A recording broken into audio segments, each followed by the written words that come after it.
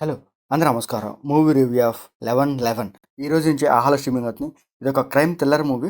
Thrilling scenes కూడా అంతగా ఏం లేవు. మూవీ కూడా అంతగా ఏం లేదనమాట. ఒక్క సీన్ కూడా అంత ఇంట్రెస్ట్‌గా లేదనమాట ఈ మూవీలో. మన తెలుగు ఇండస్ట్రీలో మంచి మ్యూజిక్ డైరెక్టర్‌లో 'కోటి' కూడా ఒకతననమాట. మ్యూజిక్ డైరెక్టర్ 'కోటి' వాళ్ళ కొడుకే ఈ 'రాజు' ఈ సినిమా హీరో. 'రాజు' కొన్ని సినిమాలు చేశాడు. అవి అంతగా ఆడలేదు. సో 'రాజు' గురించి కూడా ఎవరికీ తెలియకపోవచ్చు. ఆఫ్టర్ కరోనా తర్వాత 2021లో చిరంజీవి చేతుల మీద ఈ మూవీ లాంచ్ చేశారు. సినిమా షూటింగ్ కంప్లీట్ అయింది గానీ సో కొన్ని ఫైనాన్షియల్ ప్రాబ్లమ్స్ వల్ల ఈ సినిమాని థియేటర్‌లో రిలీజ్ చేయలేకపోయారు. అందుకే ఈ మూవీని ఓటీటీలోకి రిలీజ్ చేశారు. ఆహాలో స్ట్రీమింగ్ అవుతుంది. ఈ సినిమాని ఆల్రెడీ కొంతమంది డిస్ట్రిబ్యూటర్స్ చూసే ఉంటారు. ఈ మూవీ కొన్ని థియేటర్ రిలీజ్ చేసినా కూడా వాళ్ళకి ఒక్క టికెట్ కూడా రాదని అర్థమైపోయి ఇంకా ఓటీటీలో రిలీజ్ చేసేసుకున్నారు. ఇంకా ఈ మూవీ స్టోరీలోకెళ్తే రాజీవ్ ఒక పోలీస్ ఆఫీసర్. ప్రతి మర్డర్ కేసును చాలా ఈజీగా సాల్వ్ చేస్తుంటాడనమాట. అలాంటి రాజీవ్ ఒక ప్రాబ్లంలో పడతాడు. ఆ ప్రాబ్లం నుంచి ఎలా బయటపడ్డాడనేది ఈ మూవీ స్టోరీ అనమాట.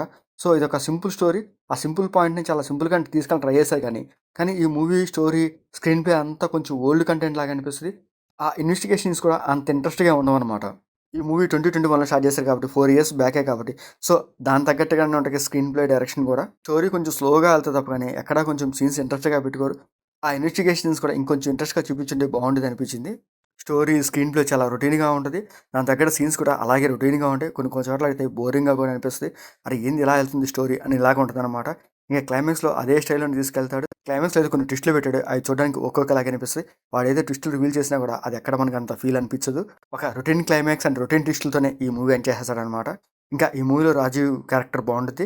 ఆ క్యారెక్టర్ తగ్గట్టు తన యాక్టింగ్ పర్ఫార్మెన్స్ కూడా పర్లేదు ఓకే అనిపిస్తాయి. ఇంకా రిమైనింగ్ క్యారెక్టర్స్ కూడా ఓకే అనిపిస్తాయి. ఇంకా ఈ మూవీలో మ్యూజిక్ కూడా అంతకేం బాలేదు.